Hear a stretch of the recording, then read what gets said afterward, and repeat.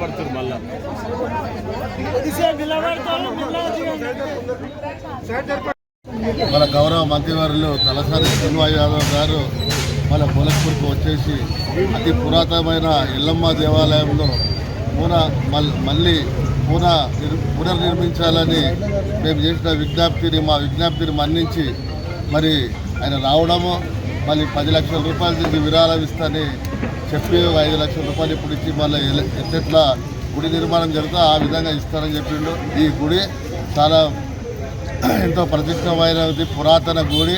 అప్పుడు ఎందుకంటే పెద్ద మనుషులు 50 సంవత్సరాల క్రితం నిర్మించినది. మరి ఎన్నో రోజుల నుంచి మేము కూడా ఈ గుడి నిర్మించాలని భావించాము.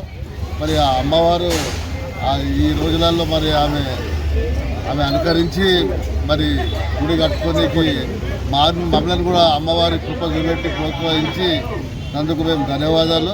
మరి శ్రీరాణ గారికి మన బస్తీ ప్రజలకు అందరి సహకారంతో ఈ గుడిని ఎంతో చక్కగా తీర్చిదిద్ది పునర్నిర్మాణం చేస్తామని, చక్కగా బొలక్పూర్లోనే ఒక అందమైన గుడి నిర్మిస్తామని కోరుకుంటూ, మహిళలకి తెలంగాణలో చాలా గౌరవం ఉందని, మహిళల కోసం సీఎం కేసీఆర్ ఎన్నో సంక్షేమ పథకాలు ప్రవేశపెట్టారని జూబ్లీహిల్స్ ఎమ్మెల్యే మాగంటి గోపీనాథ్ అన్నారు. నియోజకవర్గంలోని వెంగళరావు నగర్ డివిజన్ సిద్ధార్థ నగర్ కమిటీ హాల్లో తెలంగాణ రాష్ట్ర అభివృద్ధి ఉత్సవాల సందర్భంగా మహిళా సాధికారిత కార్యక్రమం నిర్వహించారు. ఈ సందర్భంగా ఆయన మాట్లాడుతూ నియోజకవర్గంలో ప్రతి మహిళకి తమ వంతుగా కానుకలు అందిస్తామని తెలిపారు. ఈ కార్యక్రమంలో డిప్యూటీ కమిషనర్ రమేష్, స్థానిక corporator CN Reddy, Raj Kumar Patel, GHMC అధికారులు, పార్టీ నాయకులు, కార్యకర్తలు పాల్గొన్నారు.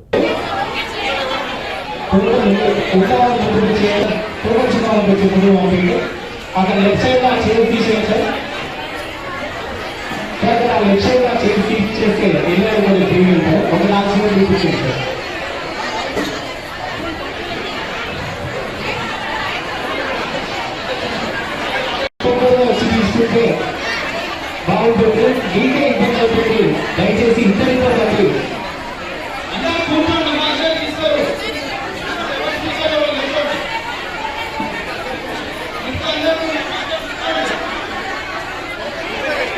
ఇప్పటి వరకు ఎంత సేపు అయినా కానీ చివరి కాలం వరకు ఎమ్మెల్యే ఇప్పటి వరకు ఎమ్మెల్యే చేతులు లేగానే తానే ఇవ్వడం జరుగుతుంది. ఎవరు కూడా చూసుకోగలి వ్యక్తులు కానీ ఒక్కరిగా ప్రశాంతంగా ఎప్పటిగా వచ్చి పెద్ద ఎత్తున చేస్తాం. తెలంగాణలో ఎవరు చేసినా చేయకపోయినా జూబ్లీస్ కాన్స్టిట్యూన్సీలో ఈ రెండు పెద్ద పండుగ కంటే ఎక్కువ చేస్తాం.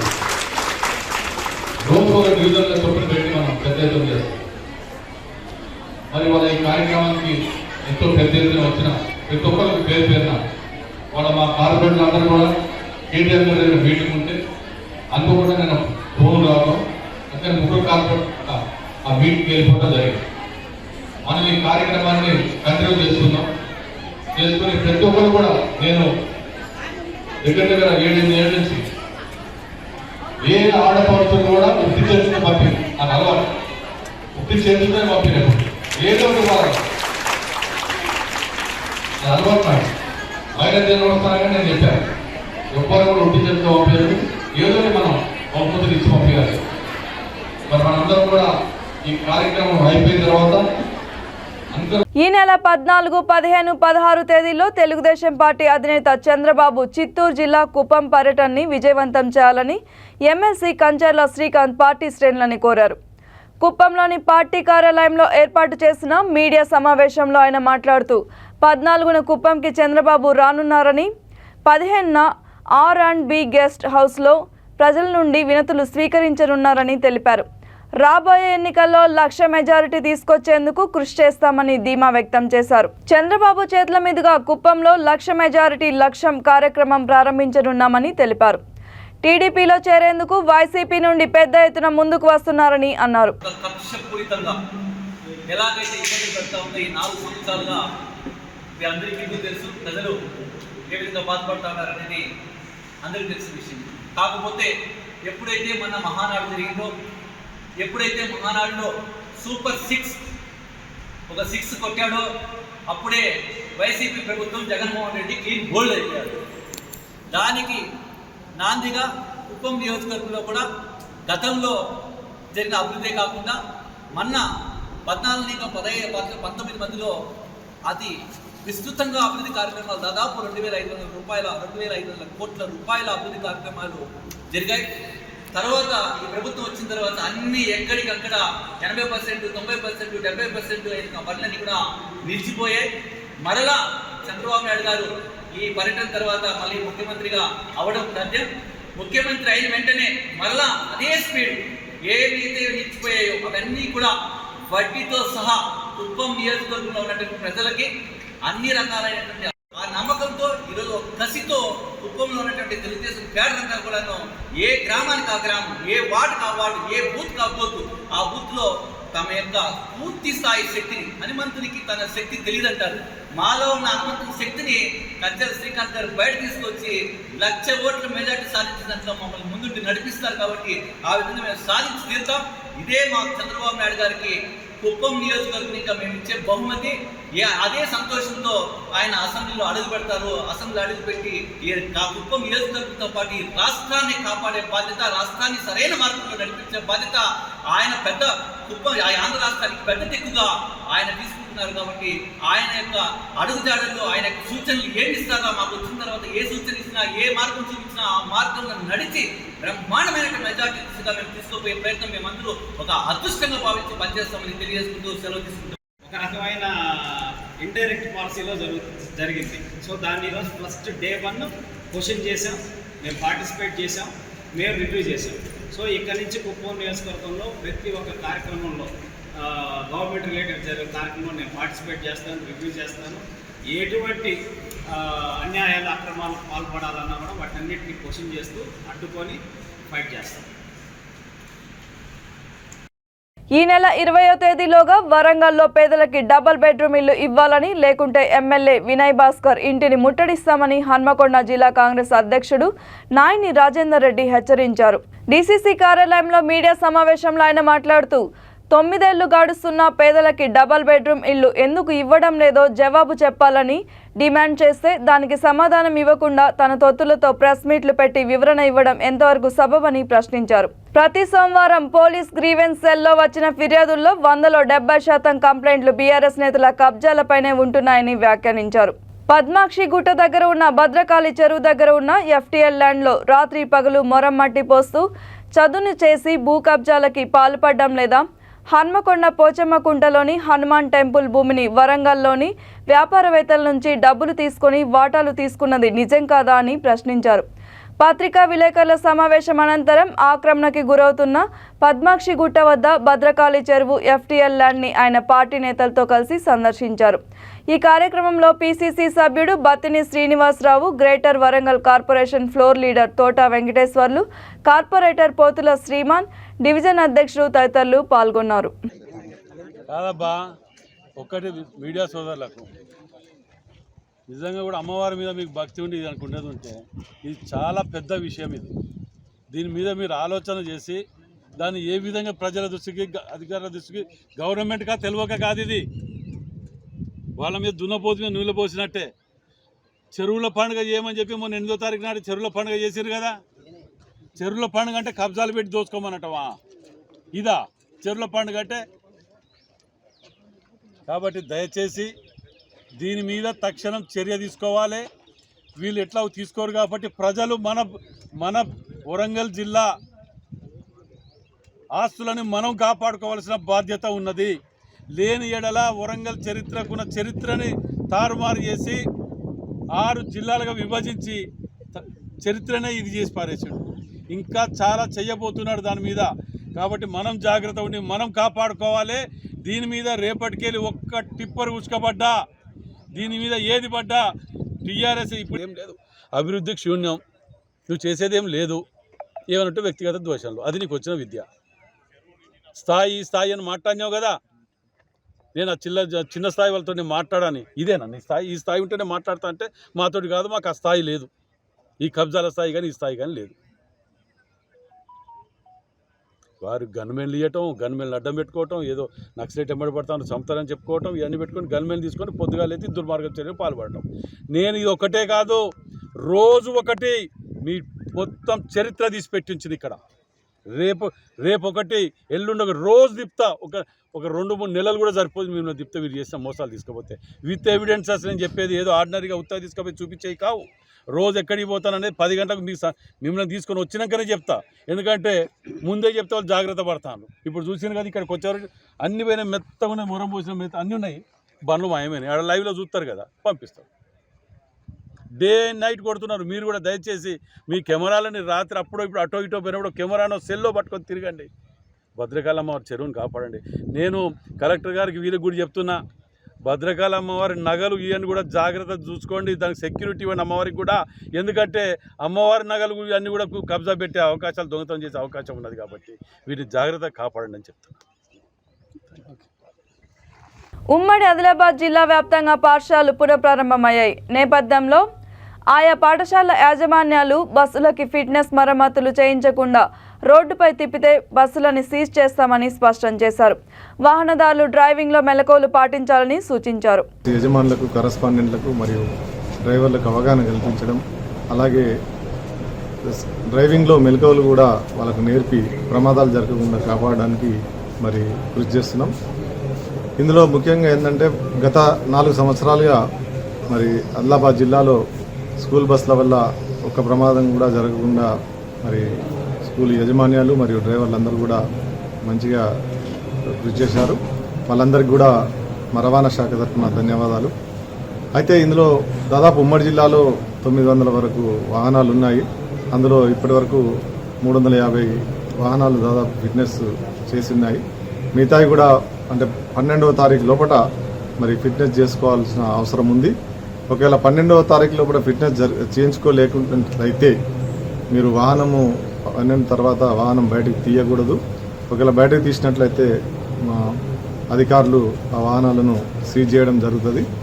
ఇలాంటి ఇన్కన్వీనియన్స్ జరగకుండా ఉండాలంటే 12 కంటే ముందు, 12 జూన్ కంటే ముందు మీరు వాహనాలు ఫిట్నెస్ చేయించుకొని, మరి ఫస్ట్ ఫిట్నెస్ చేయించుకునే ముందు వాటికి తగిన మరమ్మతులు చేయించుకొని మరి మీ అందరికి కూడా రూల్ 185G యొక్క కరపత్రాలు కూడా పంచడం జరిగింది. ప్రతి ఏడు కూడా మీకు అందరికీ పంపడం జరుగుతున్నది. మరి దాని ప్రకారం మీరు ఆ స్కూల్ బస్సు ఫిట్నెస్కు తయారు చేసి దాన్ని హాజరుపరిచినట్లయితే దాన్ని ఇన్స్పెక్షన్ చేసి సర్టిఫికేట్ ఇస్తాం. దయచేసి అందరూ కూడా మరి ఆ రూల్స్ పాటించి మరి మన ఆదిలాబాద్ జిల్లాలో సురక్షిత రహదారులుగా తీర్చిదిద్ది ప్రమాదాలకి. మద్యం మత్తులో ఓ కానిస్టేబుల్ సింగరేణి ఉద్యోగిని చితకబాదిన ఘటన పెద్దపల్లి జిల్లా కమాన్పూర్లో చోటు చేసుకుంది. రామగుండం కమిషనరేట్ పరిధిలోని ఎన్టీపీసీ పోలీస్ స్టేషన్లో కానిస్టేబుల్గా విధులు నిర్వహిస్తున్న అజయ్ బంధువులతో కలిసి కమాన్పూర్లోని ఓ వైన్ షాప్లో మద్యం సేవించాడు. అనంతరం తన బైక్పై వెళ్లే క్రమంలో సింగరేణి ఉద్యోగి బైక్ని ఢీకొట్టాడు. నా వాహనాన్ని ఢీకొడతావా అంటూ సింగరేణి ఉద్యోగి సమ్మయ్యని కాలుతో తన్నుతూ చితకబాదాడు. స్థానికులు అతనిని ఆపే ప్రయత్నం చేసినా వినిపించుకోలేదు. ఘటనా స్థలానికి వచ్చిన పోలీసుల పట్ల కూడా దురుసుగా ప్రవర్తించాడు. ఈ ఘటనపై బాధితులు పోలీస్ స్టేషన్లో ఫిర్యాదు చేయగా కానిస్టేబుల్ అజయ్ అతని బంధువు గణేష్పై కేసు నమోదు చేసి దర్యాప్తు చేపట్టినట్లు పోలీసులు తెలిపారు. ప్రస్తుతం బాధితుడు తీవ్ర గాయాలతో గోదావరి కని సింగరేణి ఏరియా ఆసుపత్రిలో చికిత్స పొందుతున్నాడు.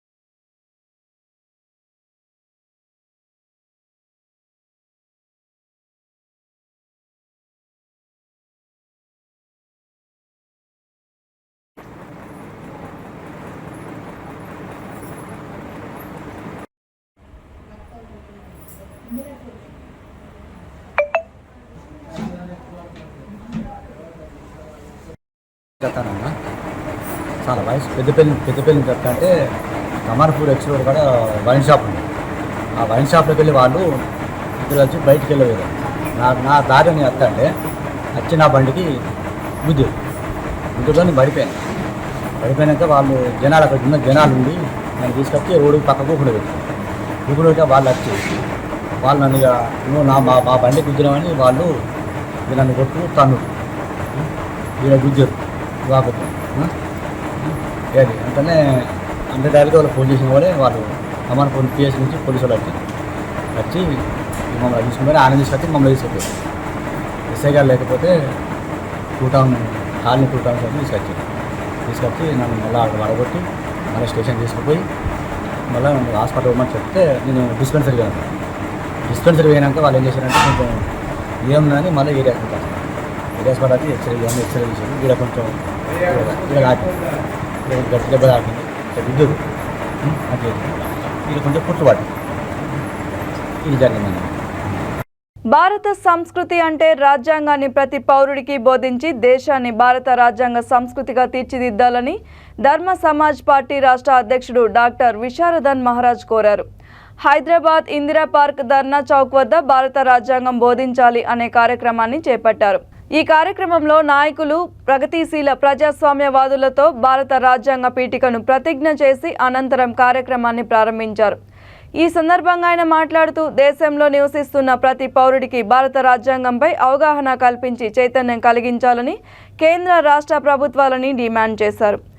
అన్ని విద్యా సంస్థల్లో ప్రజాప్రతినిధులకి భారత రాజ్యాంగాన్ని ఒక సిలబస్గా పెట్టి బోధించాలని కేంద్ర రాష్ట్ర ప్రభుత్వాలకి సూచించారు.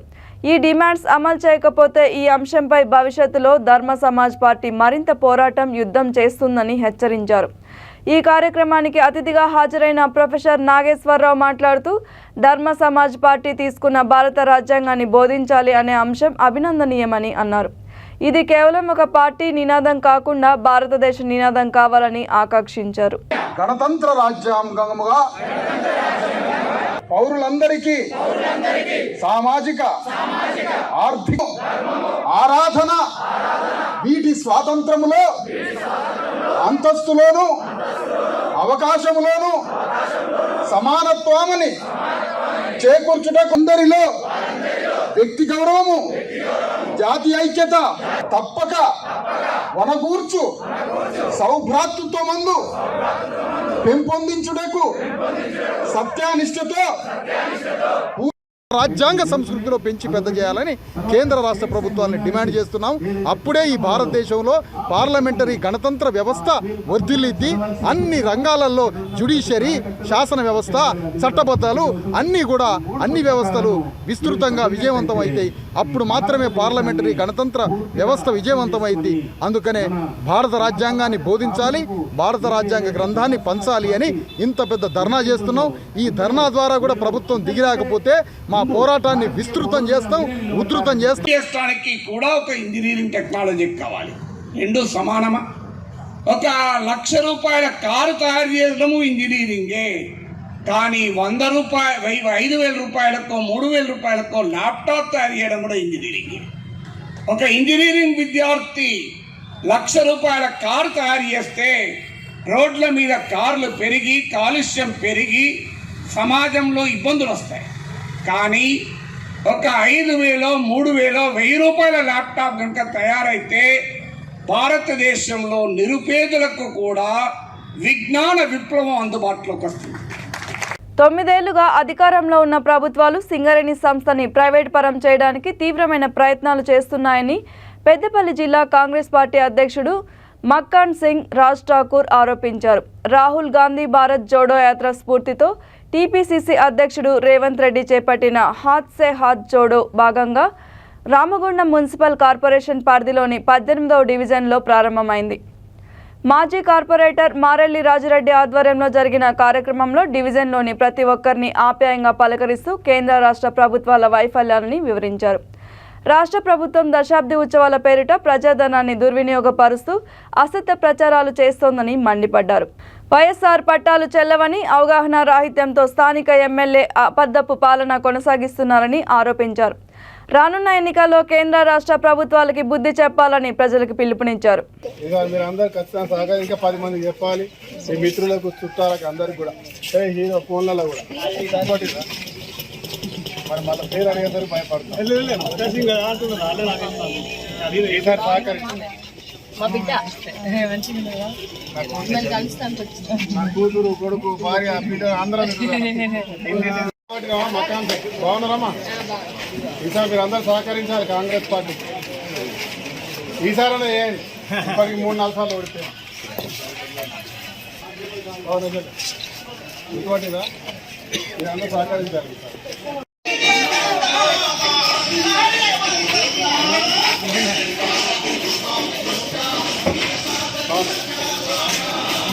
ఏమో నీళ్ళ నడిచొచ్చు. అయ్యో ఎందుకు మరి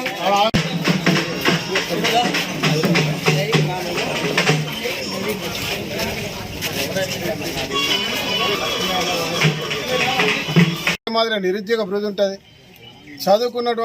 చదువుకోవాలనుకున్న ప్రతి ఒక్కరికి కూడా ఫీజు రియంబర్స్మెంట్ ద్వారా మళ్ళీ చదివిస్తాం. వైద్య పరంగా ఆదుకుంటాం. ఇవాళ తినడానికి అధిక ధరలతో తినలేని పరిస్థితి ఉన్నటువంటి పేదవారికి గతం మాదిరిగా రేషన్ షాప్కి వెళ్తే 9 రకాల వస్తువులు ఇస్తాం. ఇవాళ రైతును పూర్తి స్థాయిలో ఆదుకుంటాం. వారు ఇవాళ 4,500 ఇవాళ ప్రభుత్వం వారికి ఇస్తుందని చెప్పి రైతు బంధు అని చెప్పి రైతులు మోసం చేస్తున్న తీరు. తెలంగాణ కొరకు ఏ రకంగా అయితే పోరాటం చేసినామో కాంగ్రెస్ పార్టీని ప్రజా సంక్షేమాన్ని తెచ్చుకోవడానికి మరొకసారి పోరాటం చేస్తామని చెప్పి ప్రభుత్వ ఉద్యోగులతో పాటు ప్రజలందరూ కూడా కార్మిక క్షేత్రం, మహిళా క్షేత్రం, యువ క్షేత్రం అంతా కూడా ఈరోజు మద్దతు ఇస్తూ ఉన్నారు. బలమైనటువంటి మేమిచ్చే భరోసా ఇస్తూ మీరు కాదు మీకు మేము భరోసా ఇస్తున్నామని చెప్పి ప్రజలందరూ కూడా సహకరిస్తూ ఆశీర్వదిస్తూ ఉన్నారు. ఇవాళ కాలనీ ప్రజలందరూ కూడా ఇవాళ గోదావరి కని, రామగుండం, ఎన్టీపీసీ పల్లె ప్రాంతాల్లో ఏ రకంగా అయితే ఆశీర్వదిస్తూ ఉన్నారో అదే మాదిరిగా ఈ ప్రాంతంలో ఉన్న ప్రతి ఒక్క కుటుంబీకులు అదే మాదిరిగా ఆశీర్వదిస్తారని నమ్మకంతో ముందుకెళ్తాం.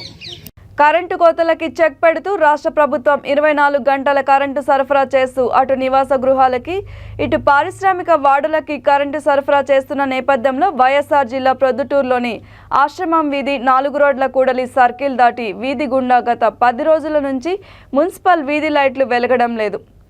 ఇక్కడ గమనించాల్సిన విషయం ఏమిటంటే ఇది స్వయానా municipal chairperson Bhimunipalli Lakshmidevi Nagaraju ward.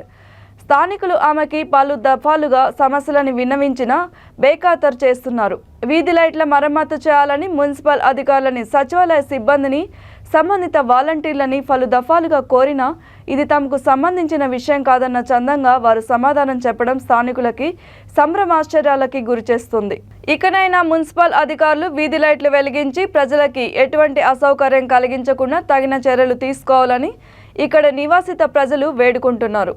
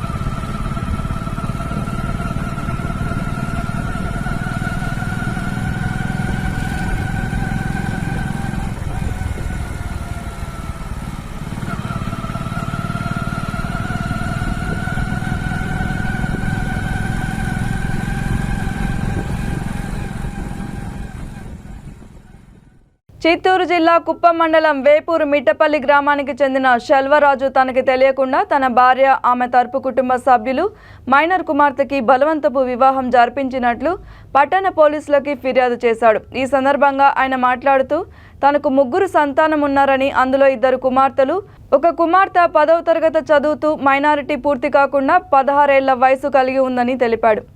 Minority పూర్తి కాని అమ్మాయిని తల్లి విజయలక్ష్మి, మేనమామ గజేంద్ర, మేనమామ భార్య కనక 3 కలిసి మాయమాటలు చెప్పి ముక్కు మొహం తెలియని వ్యక్తికి ఇచ్చి బాల్య వివాహం చేసినట్లు ఆరోపించాడు.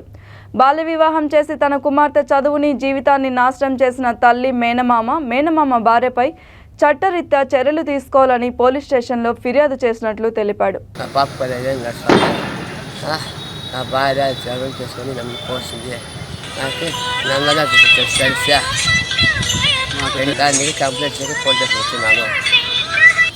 కావాలా ఎంత వయసు? 40 ఏళ్ళు ఉండేది. నాకు ముందు పెళ్లి అయింది చెల్లవానికి. తెలియదు నాకు పాప మన భార్య తొక్కపోయింది. అది చేసి చేయలేదు పెళ్ళి తెలియదే. అది నాకు చూసి బయట చూసి పోస్ట్ ఒక సంవత్సరం అయిపోయి చూసి నన్ను తెలిసే నాకు 7 గంటలకి వాట్సాప్లో వచ్చే సెల్లులో పెళ్ళి అయిపోయిందని వచ్చిందా ఫోటో వచ్చిందా. నేను కప్పులు తీసుకొచ్చినాను. ఆ పాపకి 10 ఏళ్ళు నడిచింది. సెల్లు ఫోటో వచ్చినాక ఫోటో వేసి కంప్లైంట్ తీసుకుని వచ్చింది. అది నేను ఇప్పుడు 40 ఏళ్ళు ఉంది సార్. నమస్కారం, నా పేరు వచ్చి పెరుమాల్. మా ఊరు వచ్చి వేపూరు మిట్టపల్లి. మాకు కూడా చెల్లెలు 2 ఉన్నారు. మా పెద్ద చెల్లెలకి మా మామకే ఇచ్చి పెళ్లి చేసినాము. మళ్ళీ వచ్చి మా చిన్న చెల్లెళ్ళని వచ్చి 2 వచ్చి పిల్లలు పెళ్లి చేసుకుని అమ్మాయిని అడిగినారు. మేము ఏమో అనేసినాము. మాకు తెలియకుండా మా అమ్మ మా ఇంట్లో గొడవలు వేసి అమ్మాయిని పిలుచుకుపోయి మాకు తెలియకుండా పెళ్లి చేసింది. అందువలన అబ్బాయికి 40 ఏళ్ళు అవుతుంది. అబ్బాయికి మేజర్ కాలేదు, 15 ఏళ్ళు అవుతుంది. ఇప్పుడు 10th క్లాస్ ఎగ్జామ్ రాయింది. మాకు తెలియకుండా పెళ్లి చేయనారు. మాకు న్యాయం జరగాలనేసి చెప్తున్నాను. అందువలన పోలీస్ స్టేషన్లో కంప్లైంట్ ఇచ్చినాము. వాళ్ళు చర్యలు తీసుకుంటారు చెప్పినారు. ఇంకేం తీసుకోలేదు. మా చెల్లెళ్ళకి చిన్న వయసు, అబ్బాయికి వచ్చి పెద్ద వయసు అవుతుంది, 40 ఏళ్ళు అవుతూ ఉంటుంది. మా చెల్లెలకి ఏం జరిగిందో వాళ్ళతో సమాధానం చెప్పాలి. అమ్మని మా చెల్లిని బ్రెయినేజ్ చేసి ఇలా పెళ్లి చేసినారు. మా అమ్మ మా చెల్లెలు ఎవరున్నారో మాకు తెలియాలి. పెళ్ళి అయింది నాకు సాయంత్రం 7 గంటలకు వాట్సాప్లో ఫొటోస్ వచ్చింది. అందువలన మా వాళ్ళకి చెప్పి కంప్లైంట్ ఇచ్చేయవచ్చు. ఇప్పుడు నాకు న్యాయం జరగాలని పోలీస్ స్టేషన్ కంప్లైంట్ ఇచ్చింది. బులెటిన్ ముగించే ముందు హెడ్లైన్స్ మరొకసారి. దేవాలయాల అభివృద్ధికి సహాయ సహకారాలు అందిస్తా రాష్ట్ర పశుసంవర్ధక శాఖ మంత్రి తలసాని శ్రీనివాస్ యాదవ్ హామీ. మహిళల కోసం ఎన్నో సంక్షేమ పథకాలు ప్రవేశపెట్టిన సీఎం కేసీఆర్. జూబ్లీహిల్స్ ఎమ్మెల్యే మాగంటి గోపీనాథ్ వెల్లడి. టీడీపీ అధినేత చంద్రబాబు కుప్పం పర్యటనని సక్సెస్ చేయండి. పార్టీ శ్రేణులకి ఎమ్మెల్సీ కంచర్ల శ్రీకాంత్ పిలుపు. 20లోగా పేదలకి డబుల్ బెడ్రూమ్ ఇళ్లు ఇవ్వకుంటే ఎమ్మెల్యే ఇల్లు ముట్టడి. హన్మకొండ జిల్లా కాంగ్రెస్ అధ్యక్షుడు నాయని రాజేందర్ రెడ్డి హెచ్చరిక. ఈ బులెటిన్ ఇంతటితో సమాప్తం. మరిన్ని అప్డేట్స్ కోసం చూస్తూనే ఉండండి V3 న్యూస్. లక్ష్యం సమాజహితం.